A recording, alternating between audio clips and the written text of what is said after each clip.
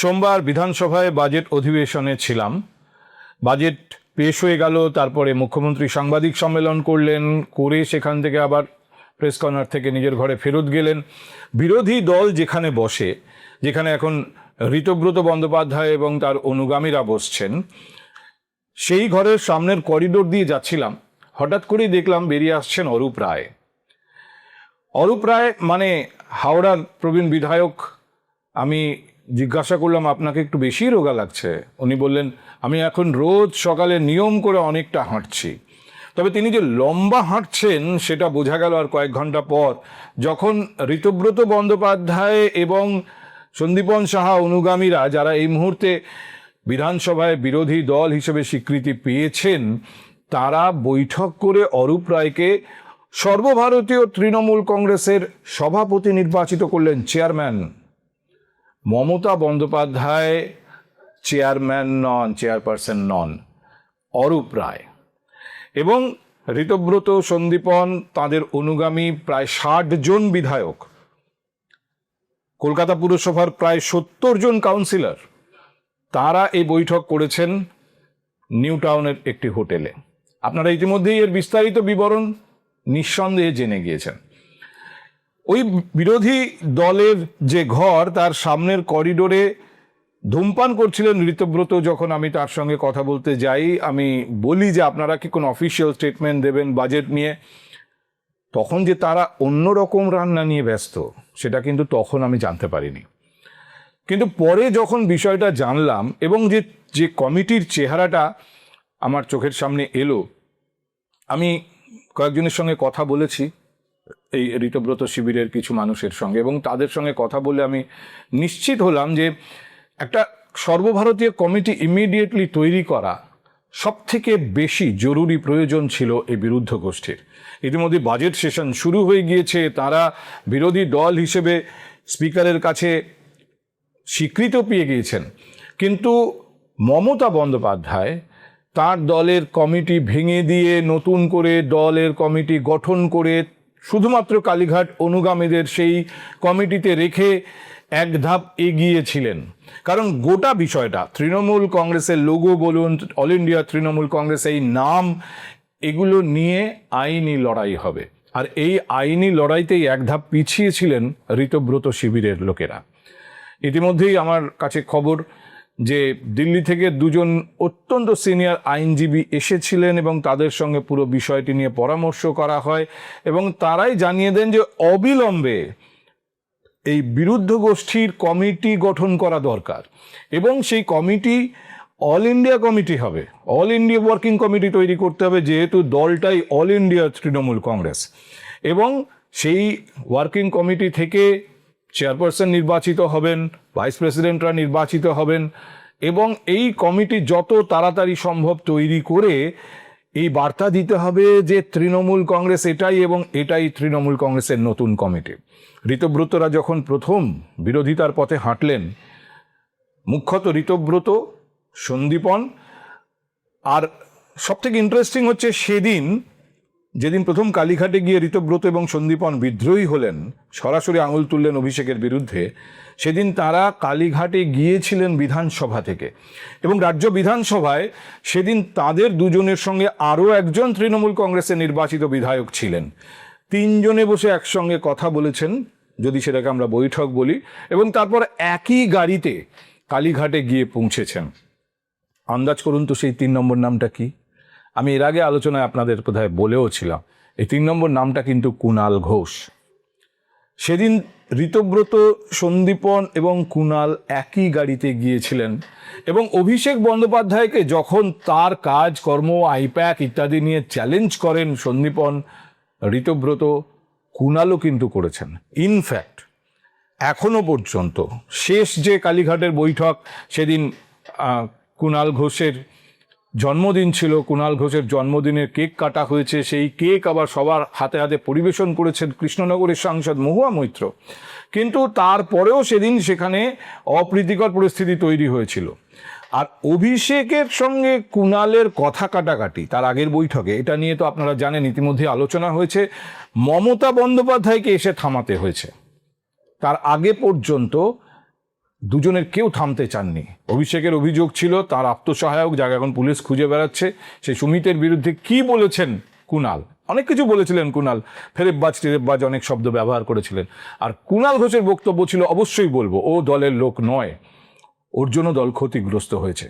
এই নিয়ে যে বিপুল ঝগড়া, তা থামাতে হস্তক্ষেপ করতে হয় মমতা বন্দ্যোপাধ্যায়কে। ইন্টারেস্টিংলি, তার পরের বৈঠকে মমতা বন্দ্যোপাধ্যায়ের বাড়িতে কুণাল ঘোষের জন্মদিন পালন, আর শুধু তাই নয়, জন্মদিন পালন উপলক্ষে কুণাল ঘোষকে সম্মান জানাতে সবার দাঁড়িয়ে ওঠা।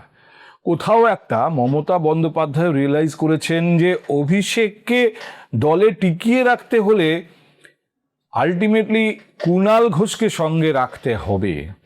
কারণ কুণাল ঘোষিতভাবে অভিষেকের বিরোধিতা করলেও একেবারে অভিষেককে সরিয়ে দিন তারপর আমি কথা বলবো এই পর্যায়ে নেই। তিনি এখনো মমতা বন্দ্যোপাধ্যায়কে নেতা ভাবছেন। আর বাকিরা যারা ইতিমধ্যে মুখ ঘুরিয়ে নিয়েছেন, তারা তো মমতা বন্দ্যোপাধ্যায়কে নেতা ভাবছেন না।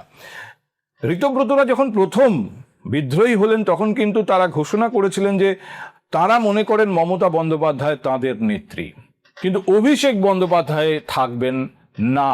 এই একটাই শর্তে তারা মমতা বন্দ্যোপাধ্যায়কে মানবেন যে অভিষেককে সরাতে হবে।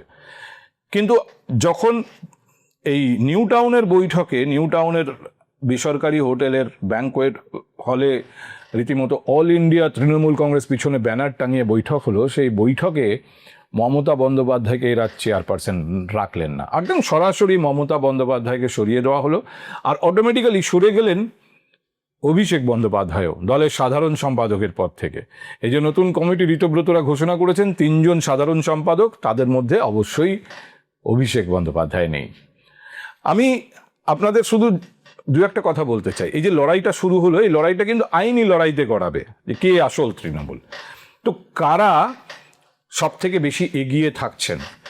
আমার মতে আইনি লড়াই যাই হোক না কেন, সে তো ভারতীয় আইন অনুযায়ী হবে, কিন্তু রাজনৈতিক লড়াই এই মুহূর্তে যদি বলেন এই দুই গোষ্ঠীর, তৃণমূলের এই রাজনৈতিক লড়াইতে কিন্তু ঋতব্রত গোষ্ঠী এগিয়ে থাকবে। কেন আমি কথা বলছি? ঋতব্রত গোষ্ঠী যে কমিটি তৈরি করেছে, সেই কমিটির ভাইস প্রেসিডেন্টদের নাম দেখুন: ফিরহাদ হাকিম, অরূপ বিশ্বাস, রথিন ঘোষ, সাবিনা ইয়াসমিন। রাজনৈতিক নেতা কপ্রকার? খুব ছোট্ট করে বললে রাজনৈতিক নেতা বেসিক্যালি দু প্রকার।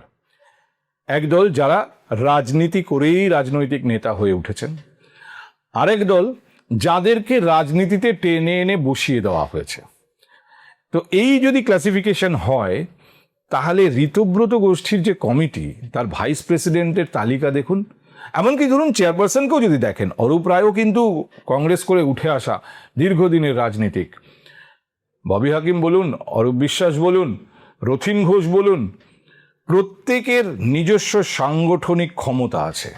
সাবিনা ইয়াসমিন বলুন, তারা কিন্তু রাজনীতি করে উঠে আসা। মমতা বন্দ্যোপাধ্যায়ের শিবিরে যারা, তাদের তালিকা খুলুন। ডেরেক ওব্রায়েন, কি সাংগঠনিক ক্ষমতা আছে? মহুয়া মৈত্র, কতটুকু সাংগঠনিক ক্ষমতা আছে? দোলা সেন, তিনি অবশ্যই শ্রমিক সংগঠনের মধ্যে তার কিছু পেনিট্রেশন আছে, কিন্তু নির্বাচনী লড়াইতে জিততে যে সাংগঠনিক দক্ষতা এবং যে সংগঠন দরকার হয়, যে কর্মীদের একটা বড় দল দরকার হয়, কোথায়? মমতা বন্দ্যোপাধ্যায়ের অন্যতম 4 জন সেনাপতি, যারা এই এতগুলো বছর মমতা বন্দ্যোপাধ্যায় করে রেখেছিলেন, 4 জনই আজ ঋতব্রত গোষ্ঠীতে। আমি কলকাতা কেন্দ্রিক বলছি: ববি হাকিম, অরূপ বিশ্বাস, জাভেদ খান, রথিন ঘোষ কলকাতার উপকণ্ঠে হলেও উত্তর 24 পরগনা বাংলার রাজনীতিতে অত্যন্ত গুরুত্বপূর্ণ। সেখানে অত্যন্ত দক্ষ এবং বড় সংগঠনের নেতা রথিন ঘোষ এই মুহূর্তে কিন্তু তিনি সম্পূর্ণভাবে ঋতব্রত গোষ্ঠীতে। ফলে সব মিলিয়ে মমতা বন্দ্যোপাধ্যায়ের দলের মূল সংগঠন যারা পরিচালনা করতেন, তাদের অনেকে এই মুহূর্তে কিন্তু এই বিরুদ্ধ গোষ্ঠীতে। আজকে তারা ওয়ার্কিং কমিটি তৈরি করেছেন, এরপর জেলা কমিটি তৈরি হবে, ব্লক কমিটি তৈরি হবে। এই কমিটিগুলো তৈরি করার জন্য যে পেনিট্রেশন দরকার, ব্লক লেভেলে, ডিস্ট্রিক্ট লেভেলে যে সংগঠন দরকার, মমতা বন্দ্যোপাধ্যায় শিবিরে এই সময়ে যে সমস্ত নেতারা অবস্থান করছেন তাদের কতজনের সেই পেনিট্রেশন আছে? কিন্তু ঋতব্রত গোষ্ঠীর যে নেতাদের নাম আমি করলাম, এদের যথেষ্ট পেনিট্রেশন আছে তুলনামূলকভাবে, যদি তুলনা করা যায় এই মুহূর্তে।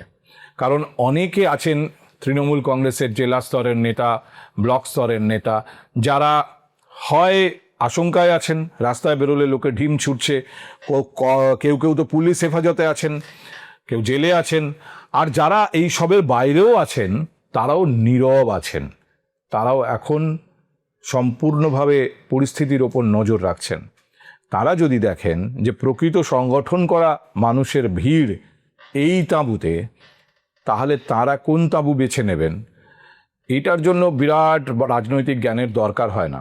কিন্তু তারপরেও রাজনীতিতে নানা রকম সম্ভাবনা থাকে, কোনো বিষয়কেই রাজনীতিতে পুরোপুরি অসম্ভব বলে উড়িয়ে দেওয়া যায় না। একটা জিনিস স্পষ্ট যে তৃণমূল কংগ্রেসের এই দুই গোষ্ঠীর লড়াই, এই দিকে আমাদের নজর থাকবে অনেক বেশি। আমি আজকে ভেবেছিলাম আপনাদের সঙ্গে বাজেট নিয়েই কথা বলবো, এবং আমি বিরাট কোনো অর্থনৈতিক বিশেষজ্ঞ নই। শুভেন্দু সরকারের প্রথম বাজেট, সেখানে উল্লেখযোগ্য দিক কি, কোথায় কোথায় সব থেকে বড় ছক্কা মেরেছেন শুভেন্দু ইত্যাদি, বা স্বপনবাবু, এটা আমার আলোচনার বিষয় হতো না। আমি বরং ভেবেছিলাম যা যা প্রস্তাব করা হয়েছে বাজেটে, তার মধ্যে একটা বা দুটো বা তিনটে অত্যন্ত গুরুত্বপূর্ণ, কিন্তু বাস্তবায়নের ক্ষেত্রে বড় বড় চ্যালেঞ্জের মুখোমুখি হওয়ার সম্ভাবনা, এরম বিষয় বেছে নিয়ে আপনাদের সামনে বিষয়টা রাখার চেষ্টা করব।